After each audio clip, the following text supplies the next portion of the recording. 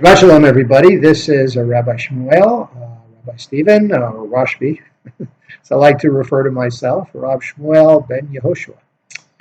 So this week, and Shabbat Shalom to you, and good Yontif.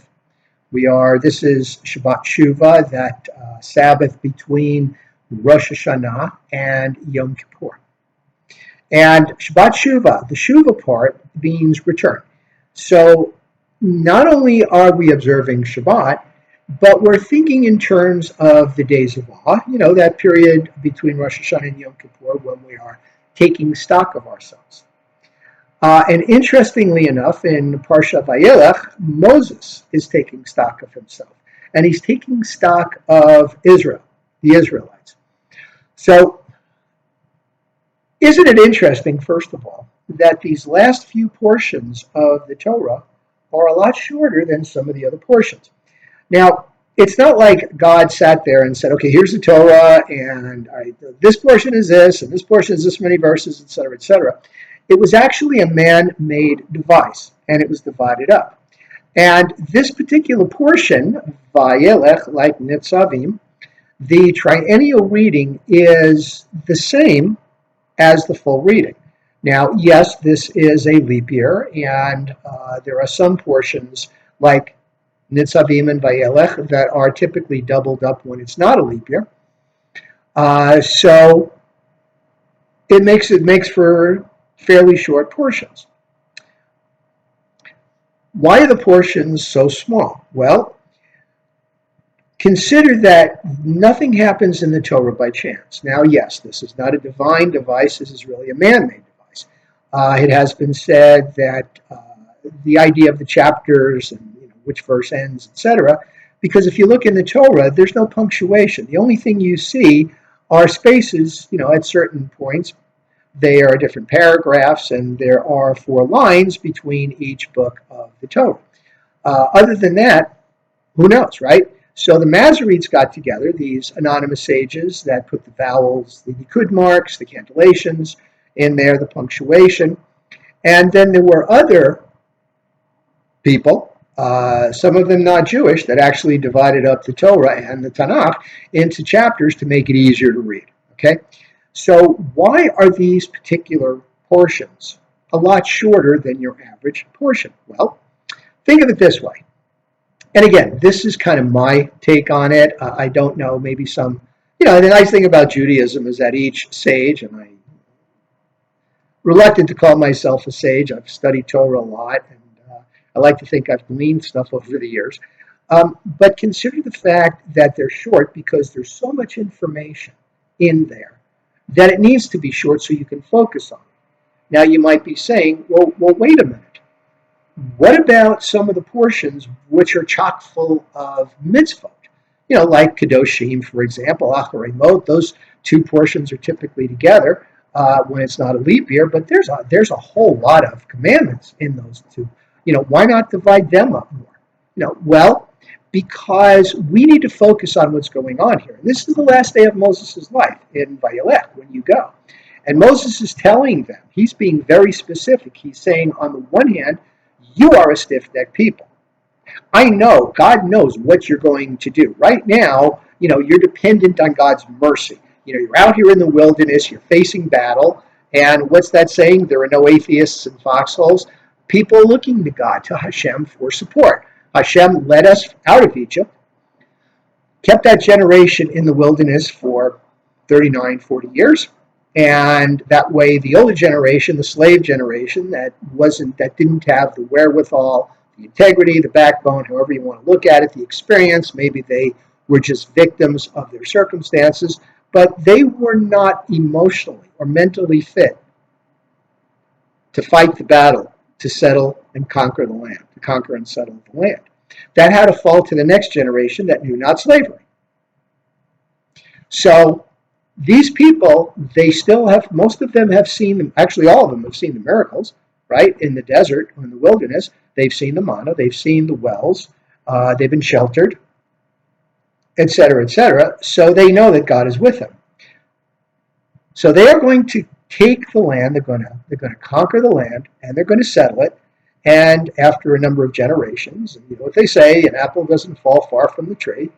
The generations that are going to be as stiff-necked as this generation that did not have the experience of seeing all those miracles firsthand are going to think, gee, aren't we great? Look at all this wonderful stuff that we've done. We've plowed the land, we've had our cattle graze, and our assets have multiplied, our produce is full.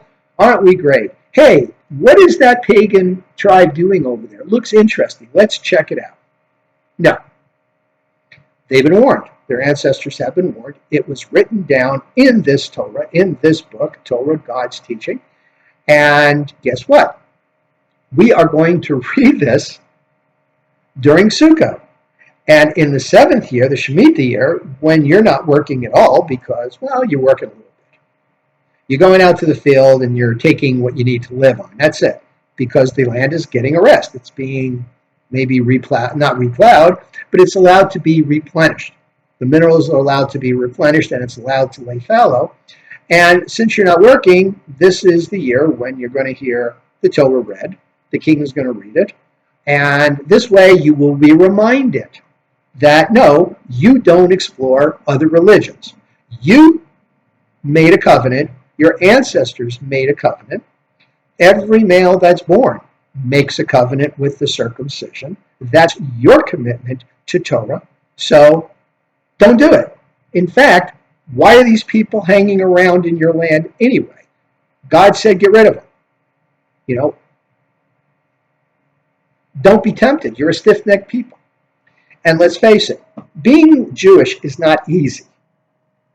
There's a lot that's demanded of you. Jews are required to keep 613 commandments. And if you take a vow or an oath, if you become a Nazarene, then you're adding more commitments, more commandments onto you, more mitzvot that you have to do. So it's a very disciplined, regimented life. Some people rebel against that. They want to do what they want to do. Again, we're a stiff-necked people. And Moses warned them. He said everybody needs to listen to the Torah. Everybody. You, your wives. You usually, in this case, it's the males. Hey, that's just the time it was, folks. You know, today we talk about whether women should put on tefillin, whether they can pray at the kotel. I say yes. You've seen you've seen what I do. I have no problem teaching a young lady who is becoming bat mitzvah to put on tefillin. Why not? You know, some people don't think they should. I have a different opinion. Okay, I have a different opinion. I think women should pray at the kotel. You know, God created us in God's image. The Torah says his because ostensibly it was written by male. But hey, if women were created, then weren't women created in God's image together? So there it is, right? Okay, so men, women, children, manservants, maidservants, right? That's where it is. We don't get animals involved here. You know, yeah, they get a week off, they get a year off, but that's it. You just hang out, right? But you need to listen to the Torah. It needs to refresh. That's why we come to synagogue every Saturday and read a portion of the Torah. That's why we have 7 people, 8 if you count them off here, come up and witness the reading. See, remind us. This is why we wear the tzitzit. This is why we have mezuzah on the gates, on the doors of our house and the gates of our cities, right? It's to remind us. So this is what it is. This is why this portion is so short. So this is the main thrust of this portion. This is really the thrust that you need to be focused on year after year. It's not like when, and I'm just because of the top of my head, Kedoshim, when you have a whole litany of commandments. You know, honor father and the mother. You know, honor your elders, right? Don't move boundaries. Don't steal, right? 10 commandments, two different places. We had, what was it? Portia Re'eh, I believe, where we had the 10 commandments and the Shema V'Ahavta. That's a lot of information. So, again, this is something that we need to focus on. We need to be laser focused on the Torah, because that is what's going to keep us on the straight path. And if that wasn't enough, then every year, right, we have Rosh Hashanah and Yom Kippur. So here's Moses telling us that we need to be focused on Torah, And we need to not be a stiff-necked people, even though he knows we're going to stray because that's who we are. And just to make sure, aside from the tzitzit, aside from the mezuzot and all the other signs and wonders like the festivals and Shabbat, here's Rosh Hashanah and Yom Kippur to keep you even more focused. So, why didn't God create us perfect? To give us the opportunity to rise to the occasion, to build our self-esteem, to show that we can overcome our temptations, to show that we can use valid means to deal with our lusts.